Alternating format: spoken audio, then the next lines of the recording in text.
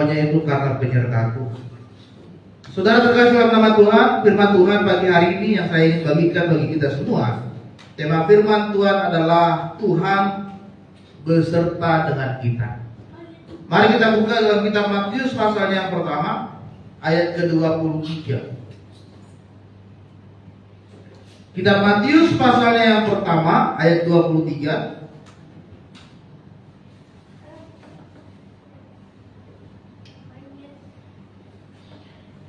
Kita akan baca firman Tuhan ini bersama-sama. Kita baca sama-sama 1, 2, 3. Sesungguhnya anak darah itu akan mengandung dan melahirkan seorang anak laki-laki, dan mereka akan menamakan dia Immanuel, yang berarti Allah menyertai kita. Ya.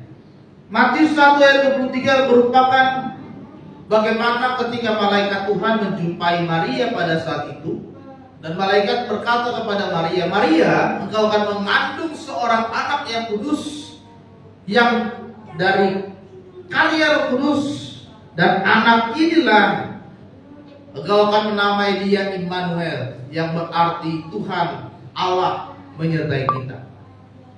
Matius pasal 1 ayat 23 ini merupakan nubuatan dari Nabi Yesaya, dan terambil dalam kitab Yesaya pasalnya yang ke-7 ayat ke-14. Sama firman-Nya Tuhan juga berkata bahwa ia akan melahirkan seorang anak laki-laki dan dinamakan adalah Immanuel. Tuhan menyertai kita, Bapak Ibu Saudara, sampai di akhir tahun 2023 kita masih melihat bagaimana penyertaan Tuhan terjadi dalam hidup kita. Agustus 2022 Presiden Jokowi berkata bahwa kita akan memasuki tahun 2023 dengan resesi, dalam keadaan yang gelap, banyak krisis di mana-mana, bahkan di seluruh dunia pun mengalami krisis. Bahkan negara itu hanya bisa meraih keuntungan hanya sampai 2-3% dalam tahun 2023. Awal tahun 2023 sudah dikatakan kita akan masuk ke masa yang kelam. Banyak krisis. Kemudian ditambah dengan dampak dari perang antara Rusia dan Ukraina. Lalu juga muncul lagi perang antara Israel dan Palestina. Ada krisis, ada sesuatu hal yang sangat merugikan di tahun 2023 ini. Tetapi saudara, sampai hari ini, sampai saat ini, di akhir tahun 2023, kita masih melihat bagaimana Tuhan masih menyertai hidup kita. Amin. Amin. Diprediksi akan mengalami krisis, tapi sampai saat ini Tuhan masih pelihara kita. Tuhan masih beri makan kita, Tuhan masih beri kita kekuatan, Tuhan masih berikan kita kesehatan, Tuhan cukupkan segala kebutuhan hidup kita sampai sekarang ini. Itu karena Dia Immanuel. Itu karena Dia adalah Allah yang menyertai kita. Sehingga saudara terkasih dalam nama Tuhan, nyatalah kasih Kristus di dalam kehidupan kita. Penyertaan Tuhan itu saudara, itu Tuhan berikan di dalam kehidupan kita mulai ketika Tuhan menciptakan manusia sampai dengan akhir dari kesudahan dunia ini. Penyertaan Tuhan itu selalu Tuhan nyatakan dalam hidup kita. Pada saat Tuhan menciptakan manusia, Adam dan Hawa, lalu manusia jatuh ke dalam dosa, apakah Tuhan tinggalkan mereka? Tidak. Memang ada hukuman yang Tuhan berikan, ada ganjaran, ada punishment yang Tuhan berikan, tapi Tuhan masih menyertai mereka. Adam dan Hawa Tuhan pelihara, keturunan-keturunannya mereka juga Tuhan pelihara. Tuhan memberkati kehidupan mereka. Lalu pada kehidupan bangsa Israel, saudara, kehidupan bangsa Israel, Tuhan juga menyertai mereka. Meskipun bangsa ini terkenal sebagai bangsa yang suka bersungut-sungut, suka mengeluh, ya. 40 tahun di padang pasir, mereka selalu mengeluh terus kepada Tuhan, selalu menyalahkan Tuhan, selalu menganggap Tuhan berbuat tidak adil kepada mereka. Tapi selama 40 tahun, kalau Ulangan di situ dikatakan bahwa Tuhan tidak pernah sedetik sehari pun tidak memberi makan kepada bangsa ini. Artinya selama 40 tahun bangsa Israel selalu Tuhan pelihara. Tuhan berikan makan, Tuhan berikan minum, Tuhan berikan tiang awan, Tuhan berikan tiang api selama 40 tahun. Tidak pernah dilewatkan oleh Tuhan bagaimana penyertaan dari Tuhan itu sendiri. Artinya saudara, bagaimana Tuhan itu menyertai hidup kita. Ketika kita sedang berada di dalam kondisi-kondisi yang sedang sulit, ada pergumulan yang sangat berat, ada sesuatu yang sedang menjadi beban dalam hidupmu, tetapi percayalah, sekalipun engkau sedang mengalami sesuatu yang berat di hari Natal ini, tapi Tuhan, tangan Tuhan tidak terlalu panjang untuk menolong hidup saudara. Dan di hari Natal ini, jika kau yakin dan percaya, Tuhan akan nyatakan kasih-Nya ke dalam hidup saudara. Amin. Amin. Oleh sebab itu saudara, ada 3 hal yang harus kita lakukan supaya Tuhan semakin menyertai kita. Yang pertama adalah jangan ada lagi keraguan kepada Tuhan. Di dalam Mazmur 121 ayat 1 sampai 2 dikatakan, aku melayangkan mataku ke gunung-gunung, dari manakah akan datangnya pertolonganku? Ayat kedua, pertolonganku ialah datang dari Tuhan yang menjadikan langit dan bumi. Jangan ada lagi keraguan di dalam Tuhan. Mazmur 121 berkata bahwa ada banyak orang suka mencari pertolongan yang bukan berasal dari Tuhan.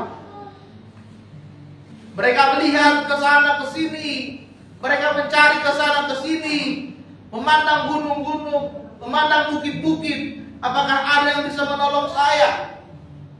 Tetapi saudara terkasih dalam nama Tuhan, mungkin selama ini kita mengandalkan kekuatan manusia. Mungkin selama 1 tahun ini kita mengandalkan harta dan kekayaan kita. Tetapi ketika tidak ada seorang pun yang memberikan pertolongan, kita merasa tawar hati, kita merasa kecewa, kita merasa sakit hati. Ternyata tidak ada yang mengasihi kita. Tetapi Mazmur berkata bahwa pertolongan yang sejati itu hanya datang dari Tuhan. Karena Dialah yang menciptakan langit, bumi, dan semua dunia ini.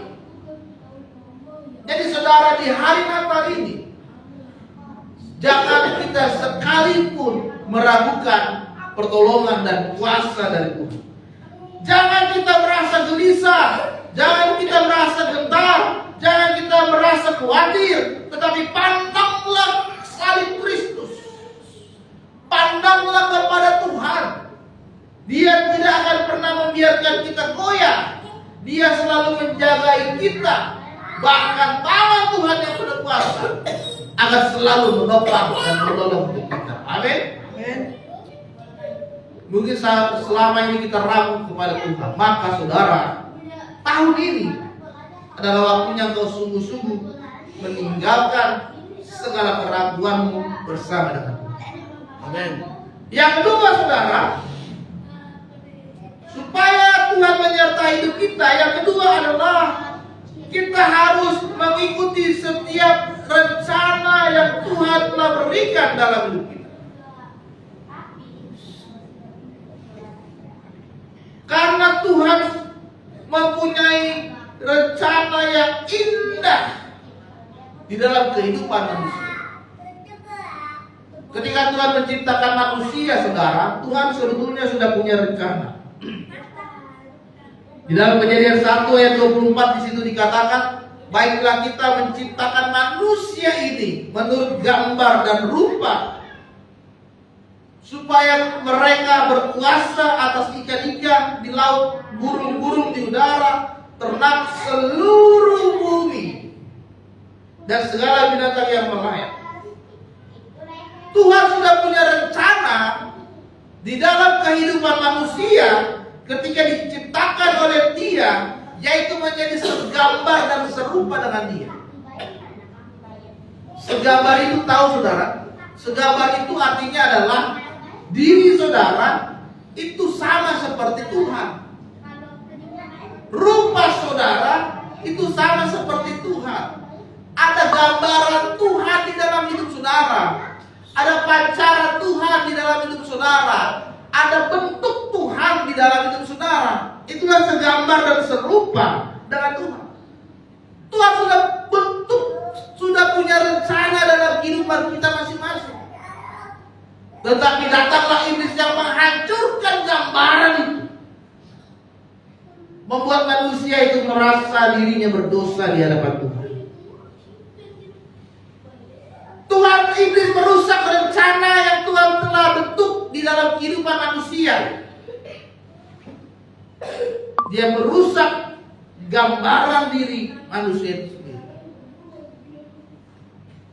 Tetapi dia adalah Allah yang selalu setia, saudara. Meskipun gambaran kita, rencana kita itu dirusak oleh iblis, tetapi Tuhan itu selalu membuat supaya kita kembali kepada rencananya yang sempurna. Tuhan itu selalu berusaha supaya hidupmu tidak semakin jatuh di dalam dosa iblis. Tuhan ingin selalu saudara kembali kepada rancangan yang